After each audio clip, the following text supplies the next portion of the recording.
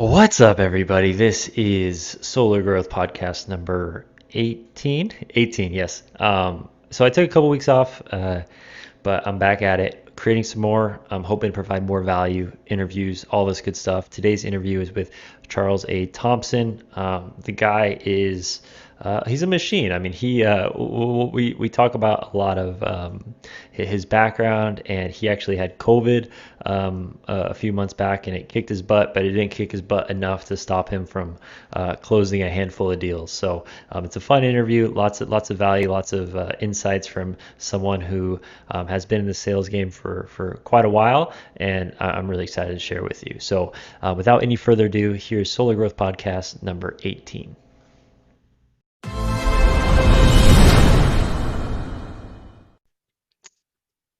All right, and we are live. What's up, everybody? This is Kyle Thumb, the Solar Growth Podcast number 18. Today, I'm talking with Charles A. Thompson. Charles is someone who I recently watched a training video on his about virtual sales, and it was so great and it was so polished that I was like, dude, I have to interview this guy for my podcast. So, Charles, thank you so much for chatting with me today. Can you tell us a little bit about your experience and what experiences have led you to obviously be a successful salesperson like you are? Absolutely. My pleasure, Kyle. Thanks for the opportunity to have the interview. I've been in the energy space for about 30 years. About 10 of that is with solar. I actually ran teams for two of the nation's largest energy companies as they started doing solar. I witnessed a lot of challenges in the industry that still exist, as we know, about profitability. And about 2 years ago, made a decision to really transition to online selling. And I really call it online educating and enrollment because I firmly and passionately believe that this is a better way for people to get their power. And I hope that comes across in my presentations. Yeah, for sure. I think when I watched your video, what really struck out to me, as I mentioned, was how like polished you were, and there was a very kind of traditional sales feel to the way that you talked about it, and I feel like that's something that's kind of different in solar industries. That there's a lot of people that are relatively new. They're maybe on the younger side, probably compared to other industries, and you really kind of brought that presence that I experienced when I was in other industries, and I really like that. So one of the questions I have is your nickname I've noticed is the Solar Doctor. Can you explain that a little bit? Absolutely. There's a real funny story behind it. I won't get too much into that. It's kind of a private joke to how it all came up. But it really I looked at the industry and the challenges that homeowners are having and really compared it to medical. And from the medical side, a lot of my training, I focus on like going through university for medical training. And that's phase one of learning solar. And then the second part, I focus on how to use the knowledge you pick up, dumb it down because you don't need to overwhelm a homeowner with all that knowledge, and then how to present it accordingly. And it's just my residency program. And it all just kind of came together in the Solar Doctor with a K. So I never get claimed, I'm not claiming to be a doctor. It's unofficial, the Solar Doctor. So it's been a fun brand. Yeah, that's funny. So my background is in kinesiology, exercise science, and Yeah. I always look at things kind of from that's prescription background because I did a lot of studies that were kind of designed to help me become a physical therapist, and I can definitely resonate with that and using it from the same lens. Where when you're looking at people and you're looking to prescribe them a solution that's going to obviously answer their questions and connect with their why and all that good stuff. So that actually kind of is a segue into health and fitness. So correct me if I'm wrong. You are someone who is you enjoy running, correct? I enjoy walking, brisk Okay. walking along the beach behind me 3 or 4 days a week and get a little bit of vitamin D at the same time. So try to Of- stay cardio fit and physically fit. Yes. Very cool. So how has your ability to maintain your fitness and wellness, how has that impacted your sales? How has that impacted your role as a sales professional? I think it's just, the fitness is just more about what it does for your mind, that conditioning that just keeps you balanced. I think all in all, from a mental health standpoint, if you're not balancing it out, then that is going to impact everything that you do. And I think just it's all about balance. I really live a life by design, and it starts with morning routines and then ends with afternoon routines. That's where the walking comes in, but it also starts with a lot of self prepping and being in the right mindset in the morning. For sure. And I know you mentioned vitamin D, and I've actually been hearing a ton about vitamin D recently because obviously it's supposed to help people Yes. to improve their resistance to possibly contracting COVID or even the symptoms of COVID. And that's actually interesting because I know that you actually encountered it. Can you tell us a little bit just about that for people that are listening and maybe they, like for example for me, I don't know anyone else that has contracted it at this point, but I'd be interested to hear about your experience.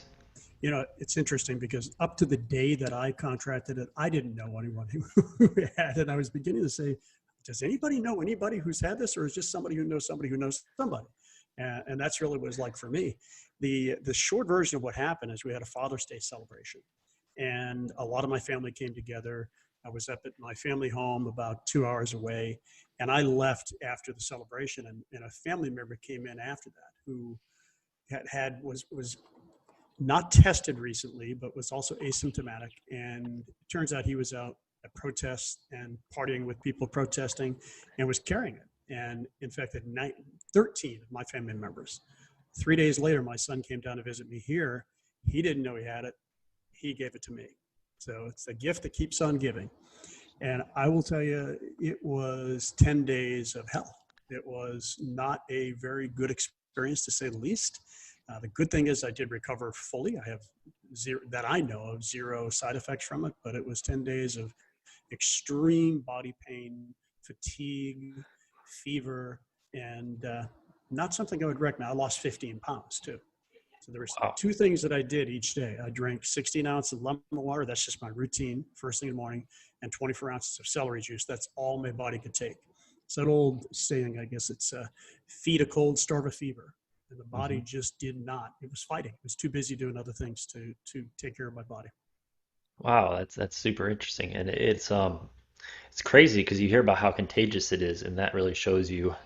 Uh, I mean, that's a lot of people in one setting to it's for everybody to get it, and it's It also sure is. I don't want to say ironic, but it's funny that the people that probably brought it there were people that went to a anti-mask or whatever rally or Right. some sort of protest. Interesting. So you just mentioned that those drinking lemon water are kind of parts of your daily routine. What other parts of your daily routine are normal that you maybe missed out on because of it? The gratitude that I'd like to give every day. I would sit here for about an hour taking it in and enjoying that. I wasn't even able to do that. But oddly enough, the one thing that I did not miss, I was still able to do online presentations. I actually had 5 contracts during that period of time. So the 10 days that I was out, I enrolled 5 people in a better way to get the power, thanks to Zoom and thanks to great mentees who are in our platform that selected me. That's so cool. It's a quite the accomplishment. Five. I mean, that's probably gonna watch it. That's gonna make it into the title of this video or a clip of its own. Is making 5 deals, closing 5 deals while having COVID. Yeah, because I remember I actually had the swine flu 10 years ago or 11 years ago now. And I remember it was like, there's like 3 days, and it was Halloween. So I remember that. And there's 3 days, and I don't remember anything. The only thing I remember was I had trick-or-treaters at my door. My bedroom window was like right by my door. And I remember going up and looking at these kids, and they scared the crap out of me because I had no idea what was going on. Yeah, it's definitely, the stories I've heard are not good. So real quick, one last question about it is how did you feel about it beforehand and kind of what changed after you like how do you view it now? Like what kind of differences did you see there? I don't know that much changed other than I guess I was probably like most of Americans. It was beginning to doubt the severity of it. There was just the flu, and it's like the flu, but times 10.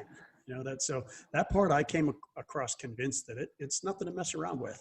And look, I did a lot of the things that I would still recommend people do, and I don't get political conversations. People talk about the personal freedoms and all that. And to me, it's if I have to wear a mask, even today after I've had COVID, to make other people feel comfortable so I can go out and actually keep businesses open and I can go do somewhat social activities, I'll wear a dang mask. That part, I guess I would say, if anything, maybe I would have resisted it before, but now I recognize how important it is just to protect other people. And again, to avoid all the political nonsense that's going on about it. Yeah, it's kind of tough to avoid it, obviously, especially during an election year. Everything's amplified by like a billion, and that's been our experience as well. Luckily, I've talked about this several times on our podcast, which is luckily we're super fortunate that we're in the solar industry because it's one of those things that when solar makes sense, it makes sense, and Right. makes even more sense now than it did before all of this. In a lot of industries, you can't really say that same thing. But I also I find it fascinating that you were able to close 5 contracts when that was happening to you. I mean, that's insane to me. Blessed, truly blessed. I mean, Truly blessed for sure. So as like I said, I've said this several times already, but the thing that's impressed me the most about you is like you kind of exuded when I watched several videos of yours, exuded this like professional and traditional like a professional and traditional sales master is kind of like the vibe that I got from you, which is a very big compliment, and I hope you take it that way. And the thing that impressed me most was how you were able to use that and convey that message and use it to train people. So obviously you have a role where you're selling solar and you're also training people. Which one of those do you enjoy more? oh, by far and away, it's helping other people. There's no question about it. I love the fact that I had 5 sales during COVID and averaged 2 to 3 sales typically every week. But it's the most important thing that comes out of that is we call mentees. That's a new person. And I love getting new people into the industry who don't come in with their own, I'll call bad habits sometimes, the way they've been trained. And they're just really sponges and they take it all in. And to see that develop into people who are putting themselves on an income, 6-figure pathway to income is just very, very rewarding, more than anything I do. Yeah, it really is incredible, and I love it myself when I work with people and I help them on the marketing and the lead side, and I provide them with sources. And there's one of my best friends, one of my best clients. I remember he was really struggling, and then we got started, and he closed 6 deals in his first month, and it was like it changed his life, man. I mean, he's crushing it now, and he's out there killing it. And as we've already mentioned, we're truly blessed to be in this solar industry. So kind of talking about COVID and solar and selling via Zoom, what do you think is kind of the number one lesson that you would give someone, or like the number one tip that you'd give someone who's maybe going into like their first Zoom call? Well, number one, make sure people know how to use Zoom because you can spend your first 15 minutes getting them set up. And if you blocked out 45 minutes to an hour for that presentation, you're wasting 15 minutes of setting them up. So there's some great videos out there you can find on YouTube on how to use Zoom. Oddly enough, with COVID, a lot of people have been using Zoom, so it's not as difficult now as it was, let's say, 2 years ago. I think the number one thing I would suggest, make sure people know how to use the technology.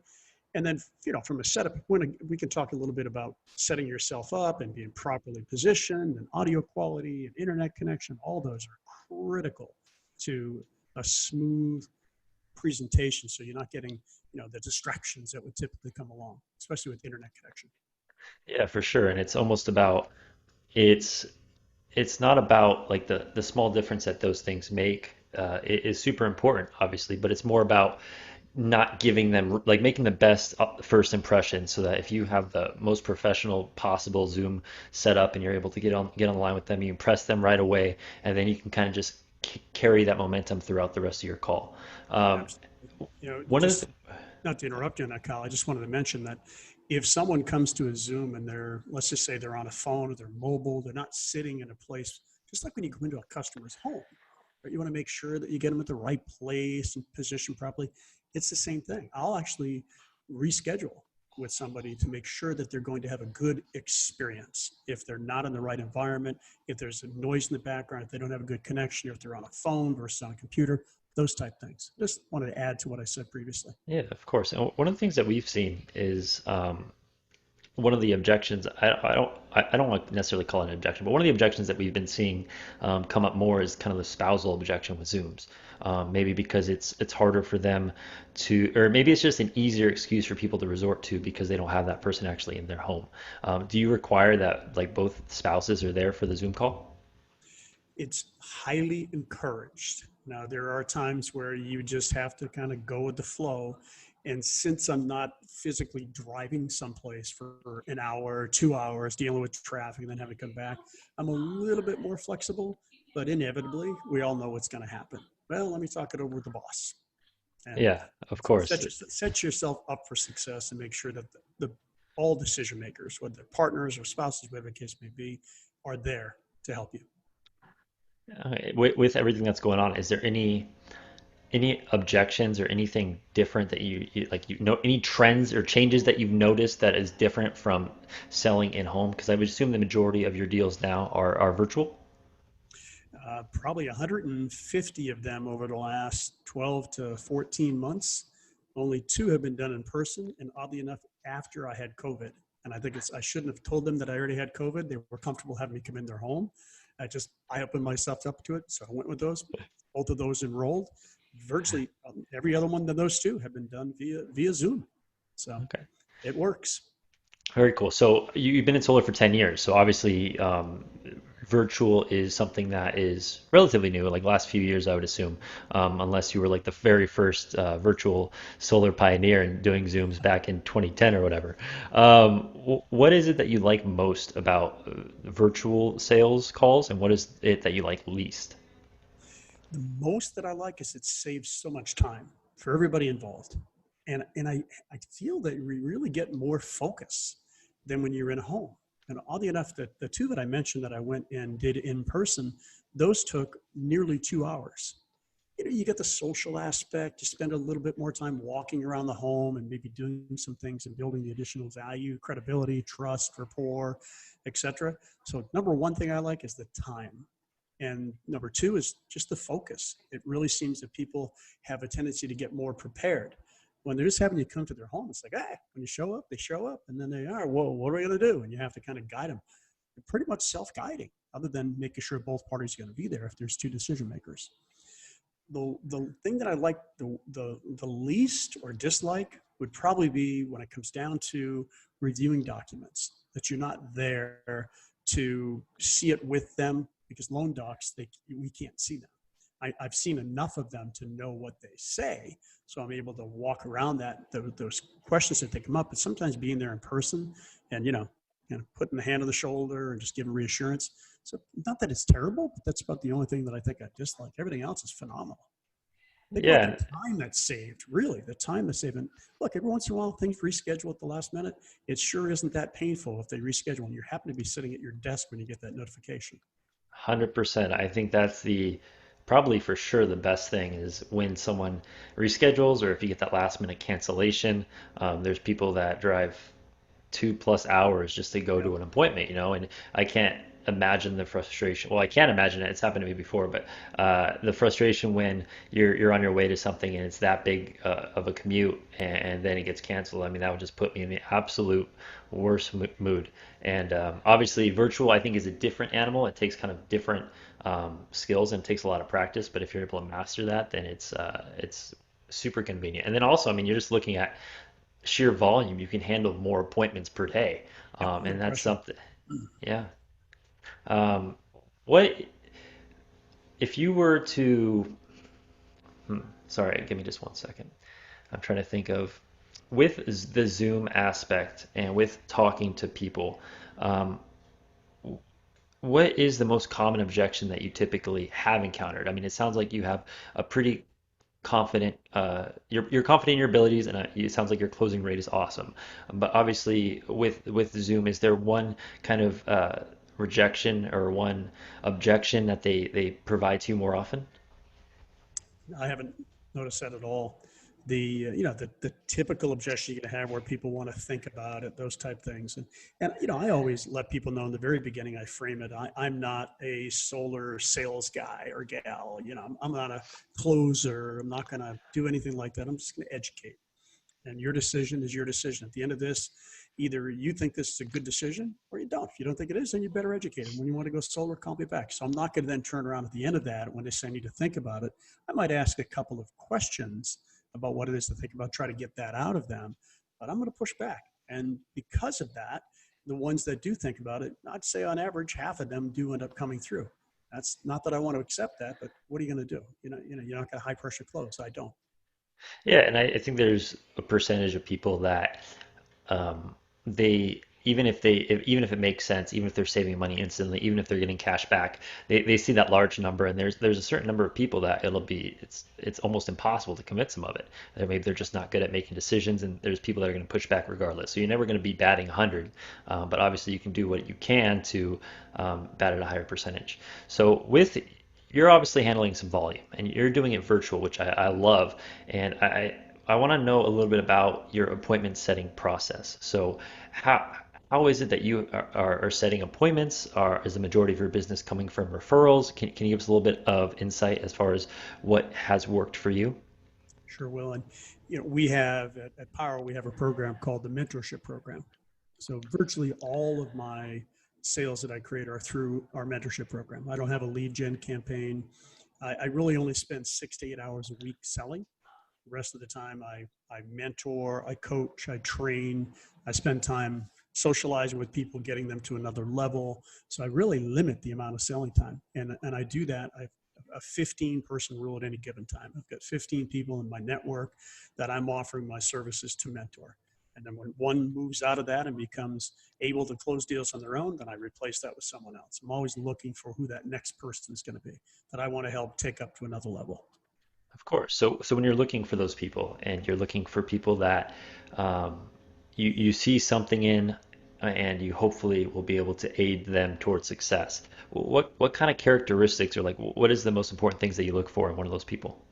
People willing to work hard, people willing to learn, people willing to apply what they learn and not coming in with the before mentioned preconceived notions that they already know everything they need to know.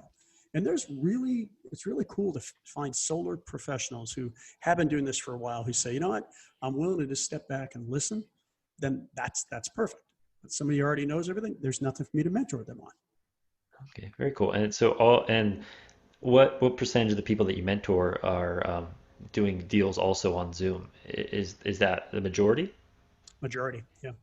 There are situations where the consultant who I'm mentoring is in the home with the homeowner, but we're seeing a lot of people. I'd probably say 80 to 90% of the people are doing the very same thing. They're on the Zoom with me. So there's three of us. It's the homeowner, it's the mentee, and it's myself. Very cool. And then you guys are able to um, I think that's super important. I think that's obviously something that can get lost in Zoom calls is because people, it's just a little different to shadow someone when you're not actually there in the home. And obviously you don't want to feel like you're ganging up on the person, but to give them that valuable insight and able to watch your process, your pitch, kind of see how you talk and how you progress and what you pick up on. I mean, that seems super, super valuable. And we, Well, we go try ahead. to do is that the homeowner feel comfortable that it's newer technology. And because of that, I'm showing Kyle, right? I'm walking Kyle through the technology. So rather than Kyle doing a portion of it and me doing a portion of it, I'm just going to take it from start to finish if you're okay with that. Basically give them permission. So it's not like it's their boss or they don't even talk about mentorship or anything like that. It's also how you represent it to the homeowner. Yeah, very cool. And you want to be transparent, honest, but also don't want to put them in a situation where anyone feels any additional pressure. Yeah. Very cool. Well, so let me ask you, like, what would be the number one, if you could point anyone to a specific training resource or a specific video or a skill that they need to develop, if they were brand new starting in solar, what would that training or what would that resource be? Particularly these days, I would direct them to my online selling course. I don't charge for any of the courses, and we have a lot of courses for those people who are in power that give them the ability to go through the different versions of what I said, my residency programs, and those type of things. So I would direct them to the online selling because it really coaches people through the same practices that you're going to use if you're in a home. It's really not any different, other than, like I said, you may spend more time there building rapport and credibility and that type of thing, but the very same skills. Yeah, for sure. And I think um, that there's so many resources online. Like there's so many training videos. You can find someone you like, and you can go and find videos that they've probably created that are training them. So like if someone was interested in all the stuff that you've been talking about, then they would be able to go and look it up. And obviously, it's a resource that is designed to help them and to get to the point where they're able to close more deals. And what I love about you specifically is you're all virtual. That's awesome. It's something. It's similar to I spoke with Melissa Dawson, and she a couple weeks back, and she was another person who is fully virtual, and I completely admire that. And you guys are even more resistant to the craziness in the world that's going on right now, because people like have been flocking to virtual for over the last few months, and obviously you were already there. You're probably like, hey, this is my space, but that's really quite interesting. So my last question for you is from a personal branding perspective, as far as marketing yourself as a solar professional. I feel like it's one of the few things that a lot of solar professionals struggle with is they're afraid to tell people what it is that they do. And that goes with content marketing, it goes with social media, it goes with kind of all for getting referrals. What recommendations would you have for someone as far as creating their own branding and personal branding and how to use all these great tools that we have to their advantage? Yeah, I think it's important to have your own brand because, quite frankly, the homeowner is buying you. It's not the kind of course the company's critical behind you, but if they don't have belief, faith, and trust in you, then it's not going to matter who the company is. By having a brand that's associated with it, make it something fun. Now, like in my case, the doctor with a K, it always gets a conversation going. They want to know what's behind that. It gets them peaked and gets starts to build that rapport. I really think that's the key. Anything that you do, in our case, since we're with power, you want to leverage the power of the platform, but you got to sell yourself. That's more important than anything. Yeah, for sure. So speaking of power, when you go through your sales presentation, do you go through the proposal slides? Is that the presentation that you use? I use the proposal that we have, the dynamic proposal, but I start with education. And I have about a 30-page deck that over the last 8, 9, 10 years, the questions that homeowners have asked me, I've built that into a deck. So I have a tendency of building in the objection into the presentation. All the ones that normally would come up typically don't come up. And what's great, again, I sit down with somebody and say, I have a ton of questions. Okay, great. If you don't mind, I'd like to share my background with you, what I've done. And to keep me on track, I actually use PowerPoint. And it's going to save you time. It's going to save me time. And then if there's any questions after I'm done with that, whatever time you need, we can do that. Is that okay with you? And it puts them at ease. Okay. And then instead of it being Charles's opinion or the solar doctor's opinion or Kyle's opinion, I'm always referencing third parties. I'm referencing studies. I'm referencing facts. I'm referencing the government. I'm referencing manufacturers. And it's not me. And that way, by doing that, they see that there's a lot behind it. It's not just a sales pitch. They can always go out and Google it and find out that, hey, what Charles said is there. And I Yeah. find that's critical to the credibility and why I rarely find a cancellation after going through enrollment. Oftentimes, I'm not the cheapest in the game because there's a lot of, I call them the chuck in the truck. My name's Charles, right? Yeah. There are smaller companies who can command a lower price point because they don't have the infrastructure that they need. And even with that case, where somebody comes in a couple $1,000s less, I have rarely had a cancellation because they feel informed. That's who developed the trust. Yeah, that's wow. You just highlighted so many important things. Number one being something that because I have a team of appointment setters, and one of the things that we do is like the biggest message that we can get across is your goal is to control the conversation, right? And so when you're doing a sales pitch like that, that's how you're controlling the conversation by keeping it in, you're addressing their questions before they come up, which makes you look super impressive, and then giving them opportunity at the end after all the ones that you're expecting have already been addressed. And then the second aspect is um, how you mentioned, man, I'm losing my train of thought. I apologize. This is it. You know what? It's funny because I haven't done an interview in like 3 weeks, and before that, I had done like interviews like 6 weeks in a row, and I was on top of it. And And now rusty, Kyle, you just got to I'm keep it. I'm I'm getting rusty, man. I can't. The dozens and dozens of people that watch this are going to be let down by me, but that's okay.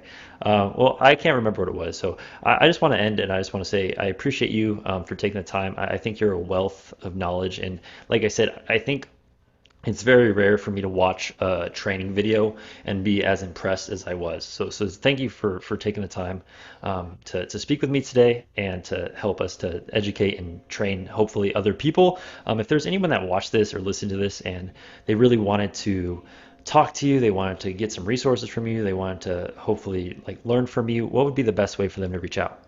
So if they're already in power, the best way is to go to our calendar. They know that there, or they should know that there are daily sessions that were available, and I host a few, co-host or host a few of those. So access to ask questions in that format is very, very simple. And then I usually limit my time, like I said, to 15 people. So I'm not really talking to hundreds. But the good thing is anyone within our leadership ranks that we have are very similar in thought processes and patterns, that type of thing. So you'll get access to that if you're keeping within the culture of the company. And if you don't mind, I want to talk a little bit about that. Someone who isn't in power, we come across your video. So Power has done a phenomenal job of really. I jokingly say we pulled the pants down on the solar industry. And what I mean by that is we've done something that no other company has ever done in this industry. Been around it for a few minutes, and they transparently show what the cost of goods is to us solar professionals, sales professionals, wherever you come from. There's no company out there that's doing that, and they give you the complete autonomy to be able to adjust the pricing relative to what's right for the market, what's right for the situation, what's right for the customer. Gives you all that control. I've never seen that in my time in the industry. Gives you the ability to earn a six-figure income by creating 1 to 2 sales per month, a six-figure income, and then a passive income if you desire to build an organization, small, medium, or large. You have the ability to get passive income. I don't go out and boast a lot about income, but I can tell you I make more passively than most people would make and probably in a month, and most people make in a year, because of the way the dynamic compensation plan has been created for those who want to leverage that. So it's the most phenomenal opportunity I've ever been exposed to. And I'm passionate about it. I love the culture of the company. You become part of that, you'll see for yourself. Well, there you go, man. Once again, I appreciate your time. I agree. I love platform. It's a really great platform, and I think it kind of gets a bad rep just because of it being an MLM, where it's multi-level marketing, where there is that kind of ability to build a team. But when you look at the actual numbers as far as the pay structure and the ability to sell and, like you said, get all those tools that are provided to you, I mean, it's just such an incredible platform. So once again, You said that. I do. You opened up a point that I've okay, got to take a moment to address it.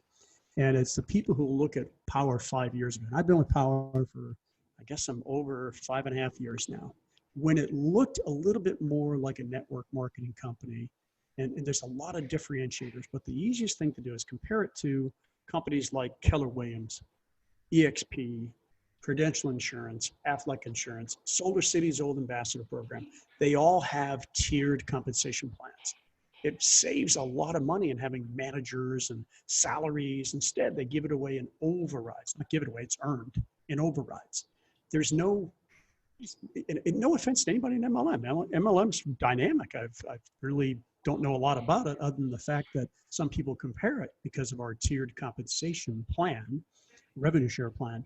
But there's no money made on recruiting people. There's no products you have to buy and put in your garage, or auto ships or anything like that. So it's very different than let's call a traditional MLM. I don't even associate it that way. Just a tiered compensation plan. very cool. Okay, so what's funny is I just remembered that point that I lost like 5 minutes ago, 10 minutes ago now. But it was what you were talking about with when you're presenting and you're building authority by using these outside sources, using these big companies that have national brands, and like giving them intel and information they can't really dispute. And I think one of the things that a lot of people out there are missing is leveraging their own personal, like their own past clients, leveraging testimonials, getting testimonials, and then shouting it to the rooftops because there's something strange that you can't really say, you shouldn't be talking about how awesome you are, but if you get like a quote of somebody else talking about how awesome you are, then it's going to go viral. It's going to get eyeballs on social media. It's going to get people's attention, and that's just something that's super, super important. And it kind of ties back to the question before that, which was all about social media and content. So I just want to say thank you again. I appreciate it. We'll have to do this again sometime in the future, and